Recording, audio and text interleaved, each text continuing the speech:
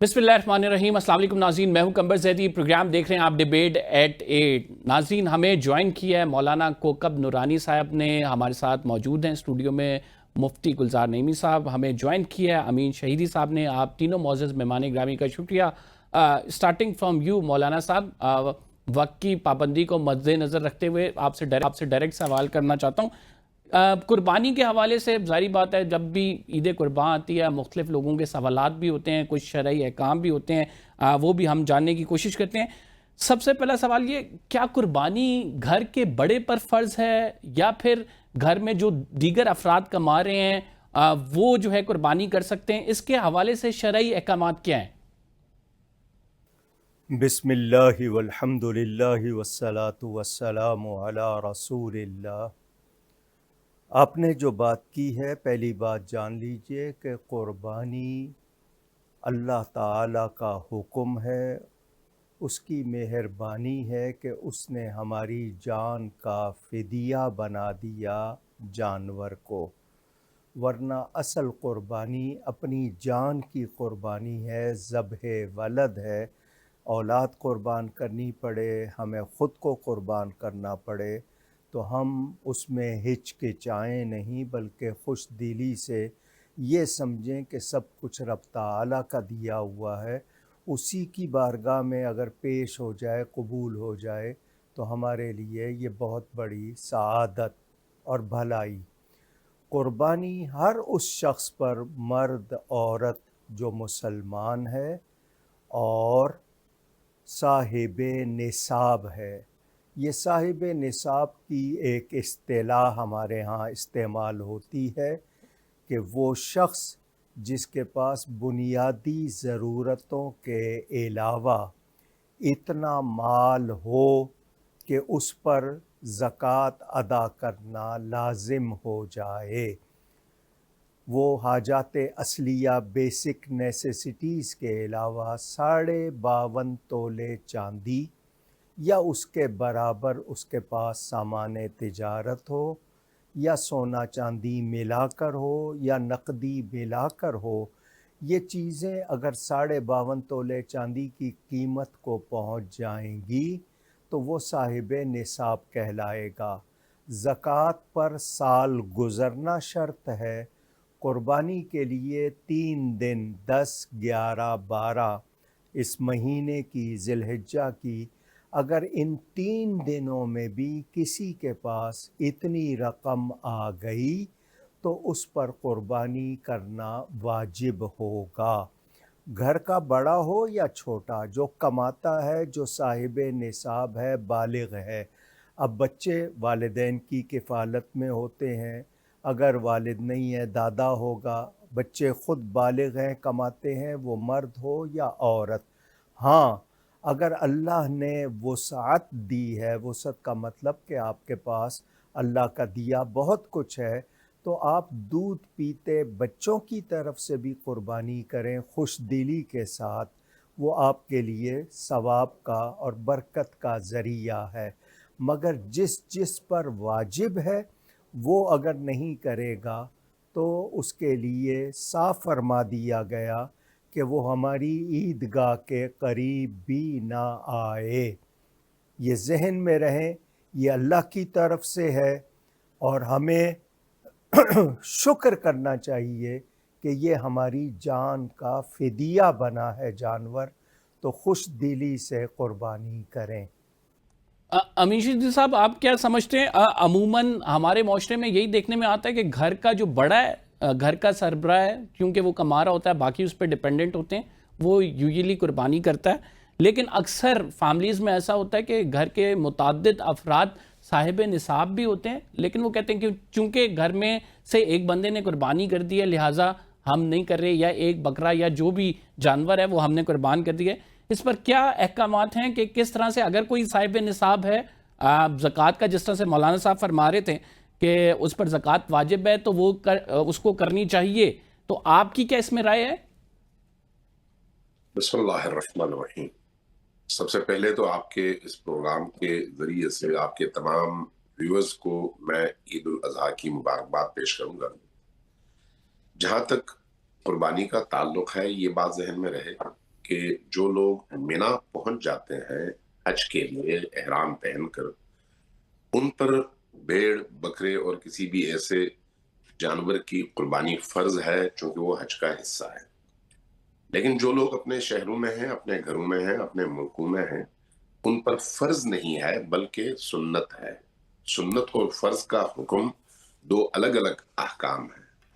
فرض کا مطلب یہ ہے کہ اگر انسان نے وہ عمل ترک کر دیا تو اس پر گناہ ہے، اس کا ترک کرنا حرام ہے. لیکن سنت میں ایسا نہیں ہے. سنت کا مطلب یہ ہے کہ اگر کرے تو ثواب ہے، اس کو اجر ملے گا، اور اگر وہ نہیں کرتا تو اس کو کوئی گناہ نہیں ملتا. اس لیے پہلا حکم تو یہ ذہن میں رہے ہمارے ناظرین کے کہ حضرت ابراہیم علیہ السلام کی یہ جو سنت ہے، جس کو ہم سنت ابراہیمی کہتے ہیں، اس کو فرض نہ لیا جائے بلکہ یہ سنت ہے.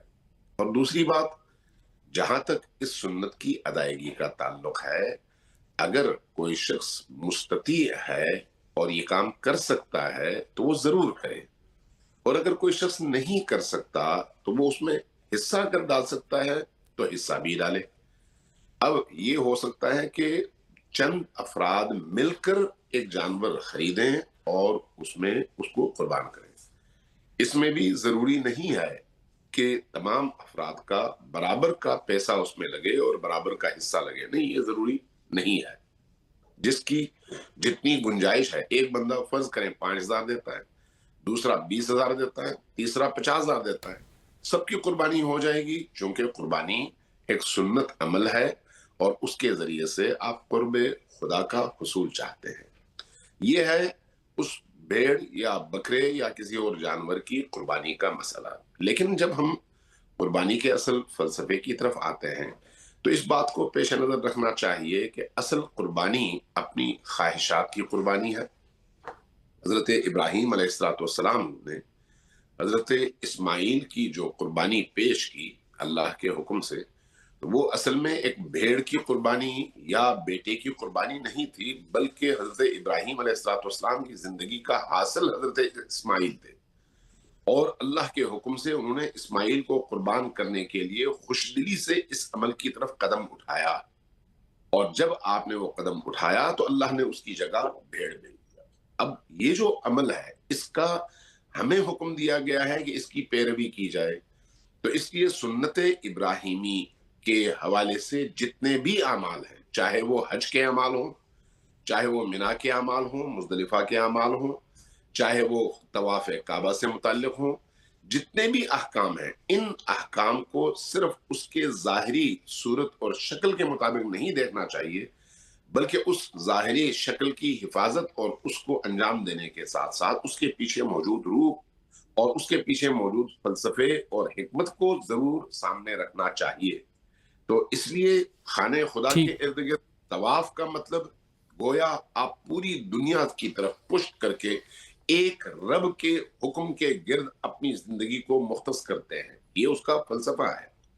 3 شیاطین کو پتھر مارنے کا مطلب وہاں پر ان دیوانوں کو پتھر مارنا نہیں ہے، بلکہ اپنے نفس کے شیطان اور اپنے اپنے علاقوں میں جو ابلیس کے نمائندے غاصب اور ظالم اور طاغوتی طاقتیں ہیں، ان کے مقابلے میں کھڑا ہونا اور ان سے جی بالکل مولانا صاحب، بجا فرمایا آپ نے کہ اس کے فلسفے کو سمجھنا ہمارے لیے ضروری ہے.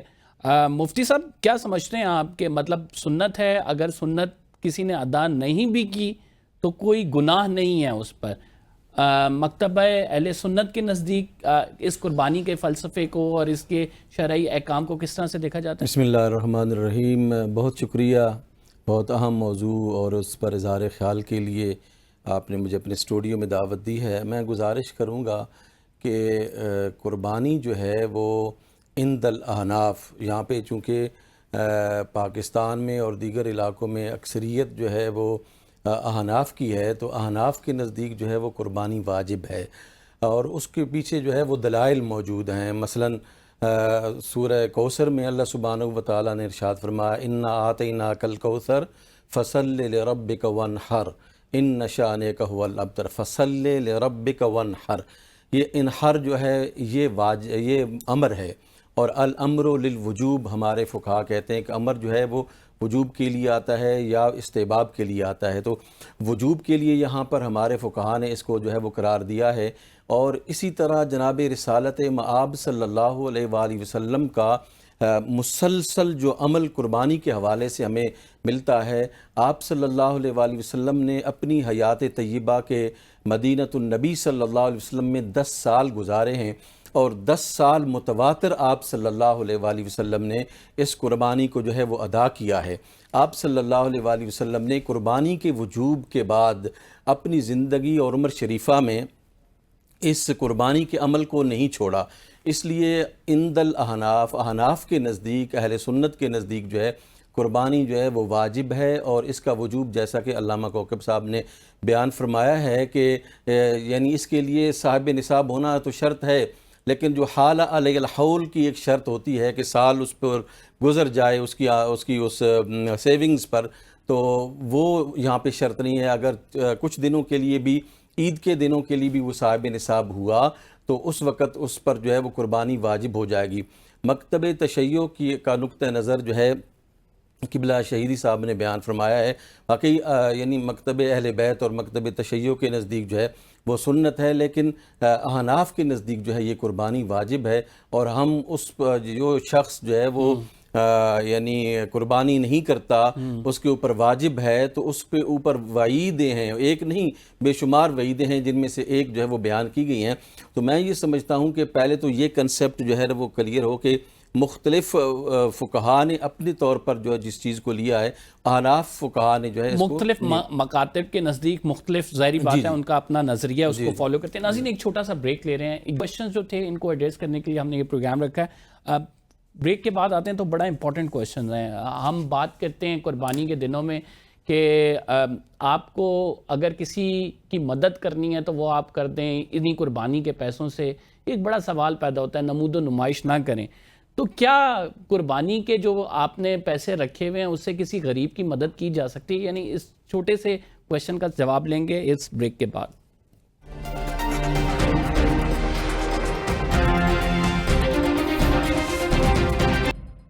ویلکم بیک ناظرین، ہم مولانا کوکب نورانی صاحب سے پوچھیں گے، مولانا صاحب کیا سمجھتے ہیں آپ؟ ایک بڑی ڈیبیٹ ہے، اور ڈیبیٹ یہ ہے کہ ظاہری بات ہے قربانی کے حوالے سے حکم ہے کہ اس میں آپ نے اچھا جانور لینا ہے، اور ایسا جانور جس کو بطور تحفہ آپ ہدیہ کر رہے ہیں، آپ کا کانسیپٹ یہ ہوتا ہے۔ لیکن اس میں پھر بہت سارے لوگ ایسے آتے ہیں کہ وہ کہتے ہیں کہ آپ جو اتنی زیادہ رقم نمود و نمائش پہ لگا رہے ہیں، آپ اتنا بڑا جانور خرید رہے ہیں، اس سے بہتر تھا آپ کسی غریب مسکین کی مدد کر دیتے۔ تو اس دونوں کانسیپٹ کا جو ٹکراؤ ہے اس کو کس طرح سے سر واضح کریں گے آپ؟ جناب، جو لوگ ایسا کہتے ہیں وہ صرف قربانی کے حوالے سے یہ بات کیوں کر رہے ہیں؟ انہیں اپنے گھر کی تقریبات کے حوالے سے، مثال کے طور پر ٹیلی فون آپ کو ضرورت ہے، وہ آپ کی چھوٹی سی رقم میں بھی آ جائے گا۔ آپ مہنگے سے مہنگا اسمارٹ فون لیتے ہیں، اس وقت آپ کو غریب یاد نہیں آتا۔ چھوٹی گاڑی میں بھی آپ سفر کر سکتے ہیں، لیکن آپ لگژری کار لیتے ہیں، اس وقت آپ کو غریب یاد نہیں آتا۔ آپ کوئی دعوت کرتے ہیں، اس میں 10 مختلف اقسام کے کھانے ڈشز بناتے ہیں، تب آپ کو غریب یاد نہیں آتا۔ آپ اللہ کے حکم میں کیوں ایسی باتیں سوچتے ہیں؟ کیا آپ اللہ کو مشورہ دینا چاہتے ہیں کہ اللہ تعالیٰ نے جو حکم دیا ہے اس کی بجائے ایسا کرے؟ عجیب سی سوچ ہے۔ قرآن کے احکام کو سمجھنے کی بجائے انہوں نے یہ سمجھ لیا ہے کہ قربانی کا مقصد مساکین کو نفع پہنچانا ہے، یہ انہوں نے سمجھ لیا ہے، حالانکہ مقصد اللہ کی محبت میں جان کی قربانی ہے۔ یہ بنیادی مقصد ان کے ذہن میں نہیں ہے، وہ اس طرح کی باتیں کرتے ہیں۔ باقی یہ کہ جو لوگ دین کے معاملات میں اس طرح کی بات کر رہے ہیں، میں نے آپ کے سامنے رکھا، وہ سفر کرنا چاہیں تو بہترین بزنس کلاس کی ٹکٹ لیں، وہ 5 اسٹار ہوٹلز میں ٹھہریں، اس وقت ان کو غریب یاد نہیں آتے ہیں۔ آپ یہ دیکھیے کہ قربانی کیا ہے۔ جب آپ جانور کی گردن پر اللہ کا نام لے کے چھری چلا دیتے ہیں، اس کا خون بہہ جاتا ہے، تو واجب ادا ہو گیا۔ اب سارا گوشت، سارا جانور آپ کے پاس ہے، آپ چاہیں تو غربا مساکین میں تقسیم کر دیں، جن کو سارا سال گوشت نہیں ملتا مہنگائی کی وجہ سے تقسیم کر دیں، سارا خود رکھ لیں، 3 حصے کر لیں۔ تو اصل مقصد کو سمجھیں۔ دین کے احکام میں اس طرح کی باتیں کرنا، تو پھر میں کہوں گا کل کو یہ کہیں گے کہ حج پر اتنا خرچہ ہوتا ہے، پھر کہیں گے جی فلاں چیز بالکل پر اتنا خرچہ ہوتا ہے۔ مولانا صاحب تھوڑا سا میں اس میں سپلیمنٹری کوشچن یہی ہے کہ وہ کہتے ہیں کہ آپ نے جیسے 50 لاکھ کا جانور خریدنا ہے، 50 لاکھ کا جانور آپ نہ خریدیں، وہ 5 لاکھ میں بھی جانور آ جاتا ہے، وہ 50 لاکھ آپ کسی غریب مسکین کو دے دیں، کسی کی شادی کرا دیں، کوئی ایسا نیک عمل کر دیں تو 5 لاکھ میں بھی ہو جاتا ہے، وہ نمود و نمائش نہ کریں۔ اس کو سر کس طرح سے انٹرپریٹ کرتے ہیں؟ اب آپ نے دوسرا سوال کیا ہے، ایسا وزنی اور بھاری جانور جس کا گوشت کھایا بھی نہ جا سکے، ہم کبھی بھی یہ نہیں کہیں گے کہ وہ کیا جائے۔ جانور صحت مند ہو، گوشت کھانے کے قابل ہو۔ اب جو لوگ 80 من کا، 40 من کا، 30 من کا لیں گے، ہم بالکل اس کو پسند نہیں کریں گے۔ اس کی جگہ وہ 10 جانور کر کے زیادہ لوگوں میں تقسیم کر دے، اور مقصد قربانی کا گوشت نہ ہو۔ اگر گوشت کی خاطر قربانی کرے گا، قربانی نہیں ہوگی۔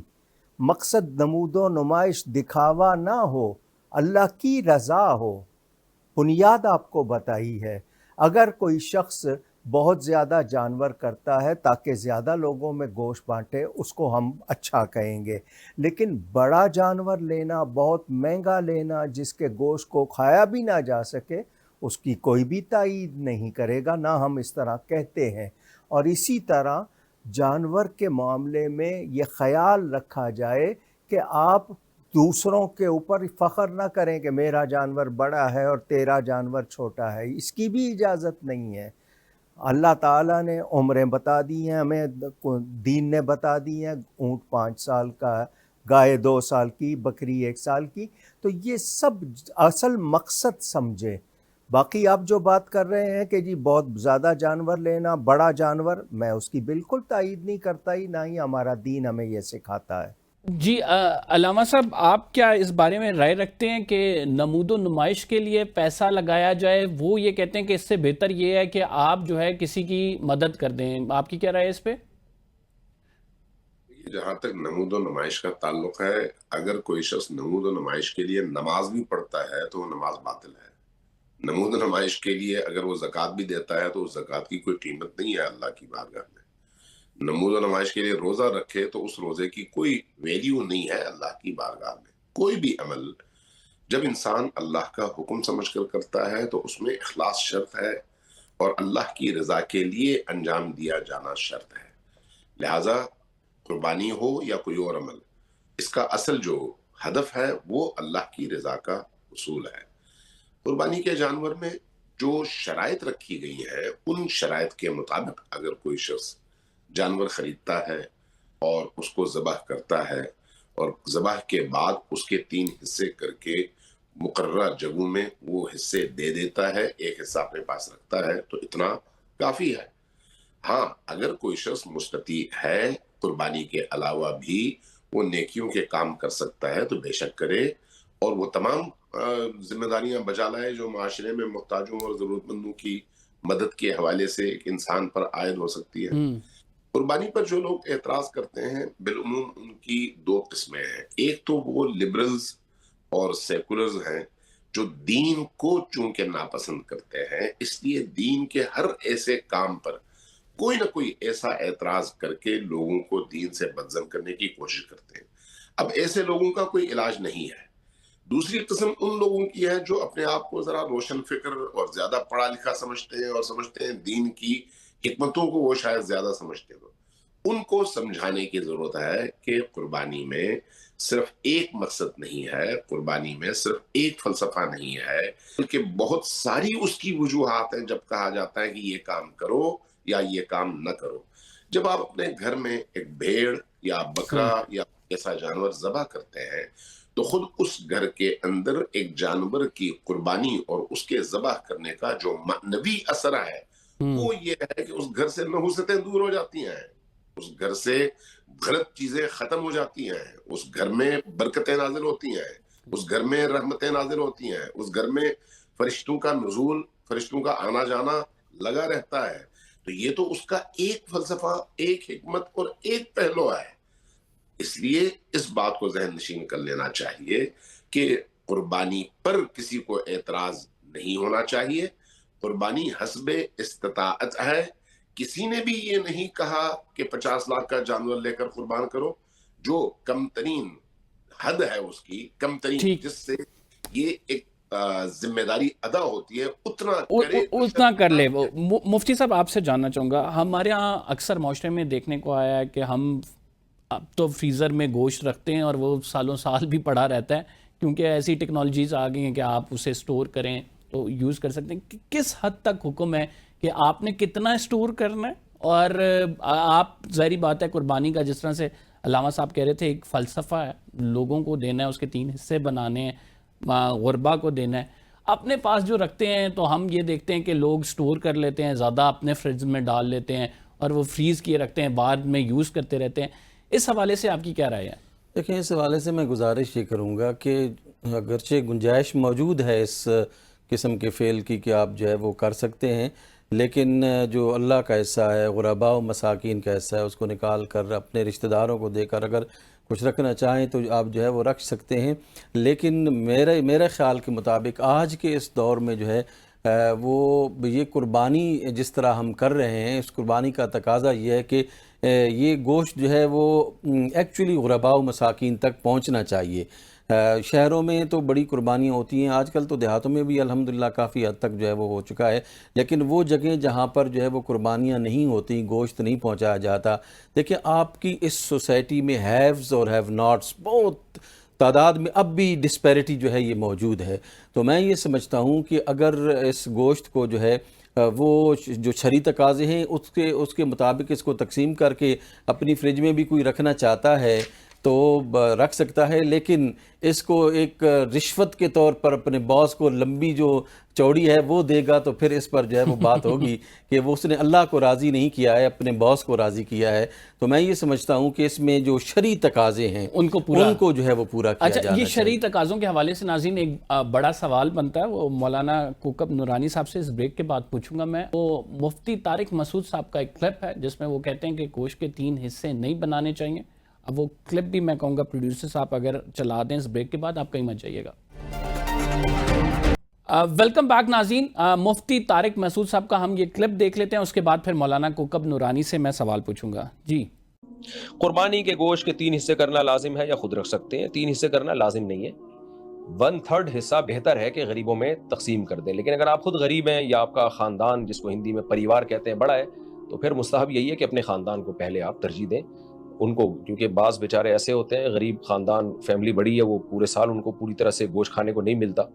تو پھر فقہا نے مسئلہ بیان کیا ہے کہ ایسا غریب خاندان جس کی فیملی بڑی ہو, اگر انہیں بقرعید میں قربانی کی ہے تو پھر اپنے بچوں ہی کو سارا گوشت کھلا دینا یہ زیادہ بہتر ہے, کیونکہ ان کا حق پہلے. ہاں, مالدار لوگ جو ہیں وہ 1/3 کوشش کریں, صدقہ کریں, کیونکہ قرآن میں اللہ نے فرمایا فَكُلُوا مِنْهَا وَأَطْعِمُوا الْبَائِسَ الْفَقِيرَ, خود بھی کھاؤ اور غریب اور مسکینوں کو بھی کھلاؤ. جی مولانا کوکب نورانی صاحب, آپ کا نقطہ نظر اس حوالے سے جاننا چاہتا ہوں. کیا 3 حصے کیے جانے چاہیے گوشت کے؟ رائے پیش کر کے کیوں مجھ سے سوال کر رہے ہیں؟ آپ سوال کیجئے, میں آپ کو شریعت کے مطابق جواب دوں گا. جی, میں کیا 3 حصے قربانی کے گوشت کے 3 حصے کیے جانے چاہیے اس پہ؟ جی, آپ سن لیجئے, صحابہ کرام شروع میں جو 3 دن تھے ان 3 دنوں میں گوشت کا ختم کرنا ضروری تھا. ان 3 دنوں میں ہی ان کو گوشت پورا کھانا ہوتا تھا یا دینا ہوتا تھا.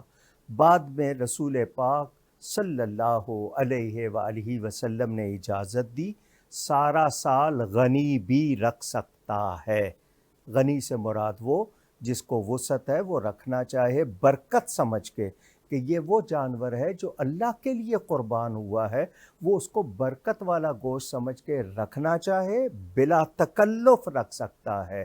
لیکن انسانی ہمدردی بھی ہمیں سکھائی گئی ہے. ایک زمانے میں گوشت 2.5 روپے کلو تھا, آج 2,500 تک بات پہنچی ہوئی ہے. تو میں اگر ان لوگوں کو بوٹیاں چند پہنچا دوں جنہیں سارا سال نہیں ملا ہے، تو یہ میرے لیے بھی خوشی کا باعث اور اجر کا باعث ہے۔ میں نے آپ کو بتایا نا، جب واجب ادا ہو گیا تو اب پورا گوشت چاہے میں خود رکھوں چاہے سارا بانٹ دوں، مجھے اختیار دیا گیا۔ تو آپ اپنے گھر کے لیے رکھیں، کوئی شرعی طور پر آپ پر کوئی لاگو نہیں ہے، لیکن مجھے اخلاقی انسانی ہمدردی کے طور پر یہ خیال رہتا ہے کہ میں دوسروں کو بھی شامل کر لوں۔ ہمیں ہوتا ہے کہ نہیں جی، بچی کے سسرال میں ران بھیجنی ہے، بیٹے کے سسرال میں دستی بھیجنی ہے، ہم اس طرح پورا کرتے ہیں، یہ ہمارے ہاں چیزیں ہیں۔ ہمیں وہی 3 حصے کرنا بہتر بتایا گیا کہ ایک گھر کے لیے، ایک رشتہ داروں دوستوں کے لیے، اور ایک غربا مساکین کے لیے، یہ بہتر بتایا گیا۔ لازمی نہیں ہے، میں بھی کہہ رہا ہوں لازمی نہیں ہے، آپ سارا خود رکھنا چاہیں شوق سے رکھیں، برکت والا گوشت سمجھ کے رکھتے ہیں، سارا سال چلاتے ہیں، کوئی بات نہیں، مگر بہتر ہم نے آپ کو بتایا ایک چیز بہتری کی طرف ہوتی ہے، اور اس کا مقصد بھی اللہ کی رضا ہو، وہ یہ دکھاوا اس میں بھی نہ ہو کہ میں تمہیں گوشت دے رہا ہوں، اور یہ بھی نہ ہو کہ جی آپ اس کو غریب کو صرف چھیچڑے دے دیں، کوئی بوٹی نہ دیں کھانے والی، وہ بھی نہ ہو۔ اگر 3 حصے کیے ہیں تو وہ بھی ڈھنگ سے ہوں۔ تو اگر کوشش کریں یہ سارے مسئلے حل ہو جائیں گے، نہیں کریں گے تو اسی طرح الجھتے رہیں گے۔ یہ سوال ہی جو آج پیدا ہو رہے ہیں، یہ صرف اس لیے کہ ہمارے اندر ایمان کی وہ حرارت نہیں ہے جو ہونی چاہیے۔ جی علامہ امین شہیدی صاحب، آپ کا کیا نقطہ نظر ہے؟ گوشت کے 3 حصے اس وجہ سے، ظاہری بات ہے مولانا صاحب نے بڑی وضاحت سے اس کا جواب دیا کہ آپ کے 3 حصے بہتر ہے بنانا، اور اس میں یہی کانسیپٹ ہے کہ آپ کسی غریب کو دیں تو ایسا گوشت نہ جا رہا ہو کہ جس میں چیچڑے ہیں، اپنے سسرال والوں کے لیے آپ نے ران نکال کے رکھی ہوئی ہے۔ اس پہ آپ کا کیا نقطہ نظر ہے سر؟ جو کچھ کوکب نورانی صاحب نے کہا اس سے میں متفق ہوں مکمل طور پر۔ دیکھیے، قربانی کا مطلب کیا ہے؟ قربانی کے خود لفظ کے اندر یہ معنی اور مفہوم پوشیدہ ہے کہ آپ اپنی خواہش کا گلا گھونٹ کر دوسرے کو فائدہ پہنچائیں۔ یہ کیسی قربانی ہے جس میں آپ دوسروں کو نہ دیں اور اپنا فریج بنیں؟ قربانی تو یہ ہے کہ آپ وہ جو 3 حصے کرتے ہیں اس میں بھی کم سے کم اپنے لیے رکھیں، دوسروں کو زیادہ سے زیادہ کھلائیں۔ اپنے لیے اس لیے رکھیں کہ وہ برکت کا گوشت ہے، برکت کا جانور تھا، ورنہ اصل ہدف تو یہی ہے نا کہ آپ اپنی خواہش کی قربانی کریں۔ میں نے ابتدا میں لیکن مولانا صاحب یہ بھی کہہ رہے ہیں کہ وہ برکت کا گوشت آپ رکھنا چاہیں یا سارا رکھنا چاہیں تو کوئی ممانعت بھی نہیں ہے، تو اس حوالے سے کیا کہیں گے سر؟ دیکھیے، جو مستحب طریقہ کار ہے وہ یہی ہے کہ آپ اپنے معاشرے کے غریب غربا کو کھلائیں۔ مستحب طریقہ کار یہ ہے کہ آپ اس کے بعد دوسرا حصہ اپنے رشتہ داروں کو دیں، چونکہ رشتہ داروں میں جو آپ کا تعلق ہے وہ صلہ رحم کا تعلق ہے۔ صلہ رحم اسی طرح سے انجام دیا جاتا ہے کہ تحائف پہنچا دیے گئے، مدد کر دی گئی، کوئی اس طرح کا کھانا بنا تو کھانا پہنچایا گیا، یا گوشت ہے تو گوشت پہنچایا گیا۔ اس طرح سے صلہ رحم کا یہ جو حکم ہے یہ زندہ رہتا ہے۔ اور فقراء کی مدد، اس میں بھی فلسفہ اور اس کی حکمت واضح ہے کہ ان فقراء کو سارا سال گوشت نہیں ملتا، اس لیے قربانی کے موقع پر وہ اس خوشی میں آپ کے ساتھ شریک ہو جاتے ہیں۔ اور آپ کے اپنے گھر میں اس لیے ہونا چاہیے کہ وہ برکت کا گوشت ہے، اس لیے اس سے آپ کے گھر میں برکت ہوگی، اور آپ کے بچوں کے پیٹ میں جو گوشت کا لقمہ جائے گا اس سے اس کے اندر ایک نورانیت پیدا ہوگی۔ لہٰذا یہ سارے مستحب اعمال ہیں، چونکہ مستحب اعمال ہیں اس لیے بہتر یہی ہے کہ اس طرح سے اس کو انجام دیا جائے۔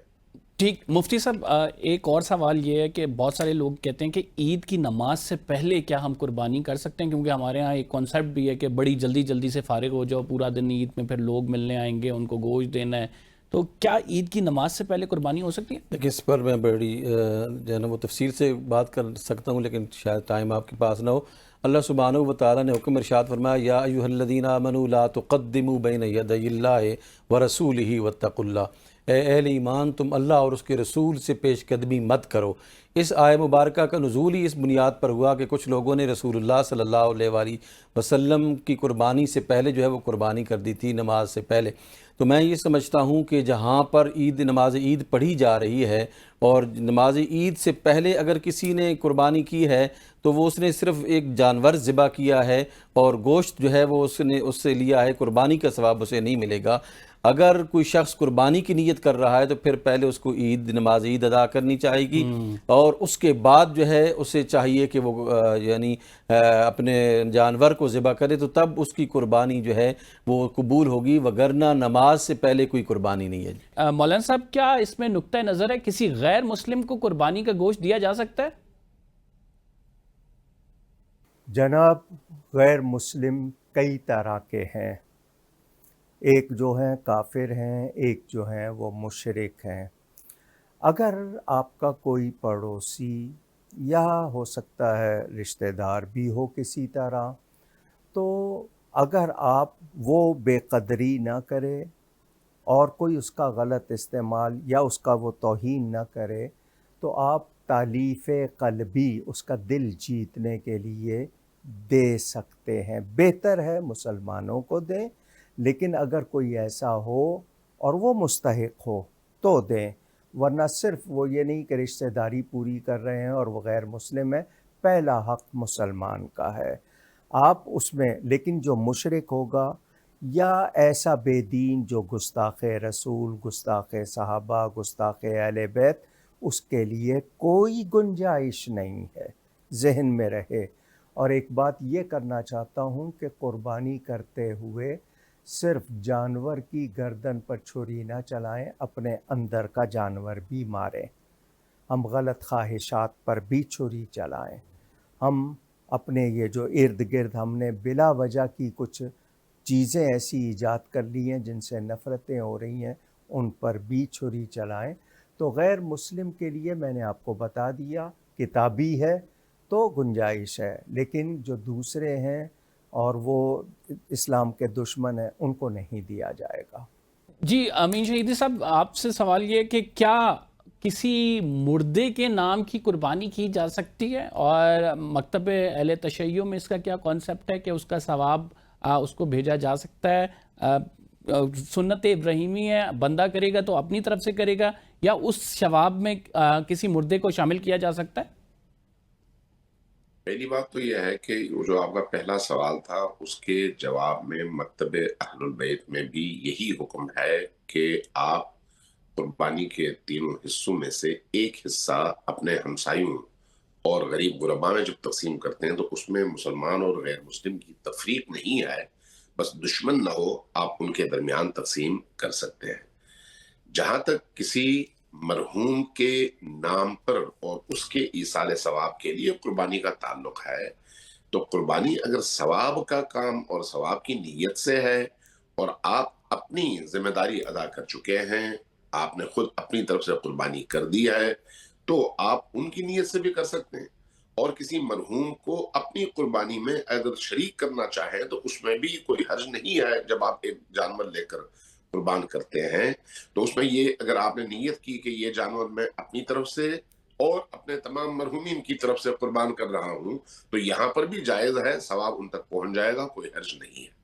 ٹھیک، مفتی صاحب آپ کیا سمجھتے ہیں؟ ایک تو کٹے کی قربانی کے حوالے سے مولانا ابتسام ہلائی صاحب کہتے ہیں کہ وہ نہیں جائز، لیکن خیبر پختونخوا والی سائڈ پہ بہت سارے لوگ قربان کرتے ہیں، اس پہ آپ کا کیا نقطہ نظر ہے؟ دیکھیں جی، انہوں نے مجھے تو نہیں معلوم کہ کس بنیاد پر یہ کہا ہے، نہ میں نے ان کا سنا ہے۔ ہمارے نزدیک جو ہے وہ بالکل جائز ہے، اس کے عدم جواز کی کوئی ہمارے سامنے جو ہے وہ دلیل نہیں ہے۔ اس کا جو ہے وہ عمر پوری ہونی چاہیے، جس طرح گائے کی ہے اسی طرح بھینس کی یا مطلب کٹے کی عمر پوری ہو، تو ہمارے نزدیک تو کوئی ایسا مسئلہ نہیں ہے کہ اس کے عدم جواز کا فتویٰ دیا جائے۔ خدا جانے میں نے ان کا کلپ نہیں سنا اور نہ میں نے جو وہ دیکھا ہے کہ کس بنیاد پر انہوں نے ناجائز اس کو قرار دیا ہے۔ ٹھیک، آپ تینوں معزز مہمان گرامی کا بہت بہت شکریہ۔ قربانی کے حوالے سے جو مسائل تھے ان تمام حضرات نے گفتگو بھی کی، روشنی بھی ڈالی، ہم تہہ دل سے ان کے مشکور ہیں۔ انہوں نے اپنے قیمتی وقت سے ٹائم نکالا۔ یہ وہ سوالات تھے جو عام طور پر ہوتے ہیں اور لوگ جاننے کی کوشش کرتے ہیں. اس پروگرام کے ذریعے انہی کو ایڈریس کرنے کی ہم نے کوشش کی. فی الحال کے لیے اتنا ہی. قمر زیدی کو اجازت دیجیے. اگلے پروگرام میں آپ سے ملاقات ہوگی. اللہ نگہبان.